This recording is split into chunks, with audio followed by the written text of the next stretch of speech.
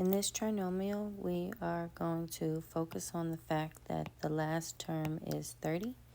So we're going to write all the factors of 30.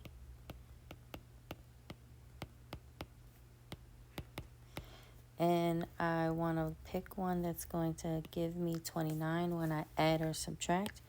And I can see that's going to be 1 and 30. Now, obviously, I'm going to need to subtract those numbers. So when I write the factors, the signs have to be different.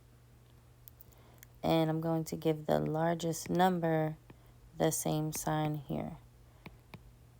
That way, when I multiply, I get negative 30, but when I combine them, I get positive 29. Now, in this next trinomial, we never really want to start factoring when it leads off negative. So we want to take that out like the greatest common factor, like the GCF. And that's going to change the trinomial for every single term. So now we're going to focus on the number 45 and how to get 4. So already looking ahead, I know 9 times 4 can give me 9 times 5. Not only gives me 45, but will also give me the 4 in the middle. So here I'm going to have negative 1, which was the GCF, and then x minus 9 and x plus 5. That way I get negative 45 when I multiply and negative 4 when I add or subtract. Let's look at this last one. We have 24, 1 and 24, 2 and 12, 3 and 8, 6 and 4. Now, the only way I'll get 2 is if I subtract these. But since that's a positive number, it's impossible. It has to either be negative 6 and negative 4 or positive 6 and positive 4. And either way, it won't work out. So we'll call that prime.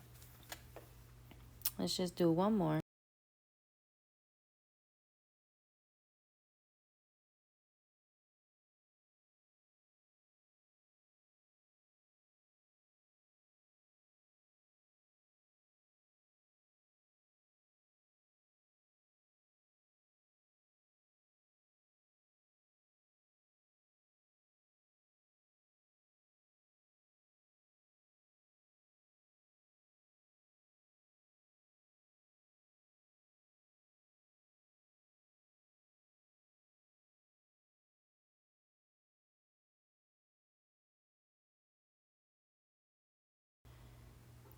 Two. Let's do 2 more. In this one, we're going to take the GCF out first.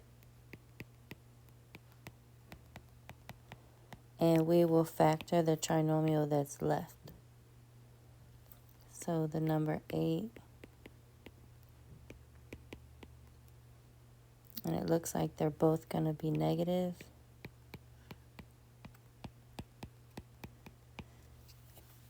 Negative 2, negative 4 give me positive 8. And they'll also give me negative 6. And the last one is 20. How else am I going to get a 1? 4 and the 5. You can see it's a minus, so I know I want to subtract to get 1. The bigger number is going to get the middle sign. So negative 5 and a positive 4.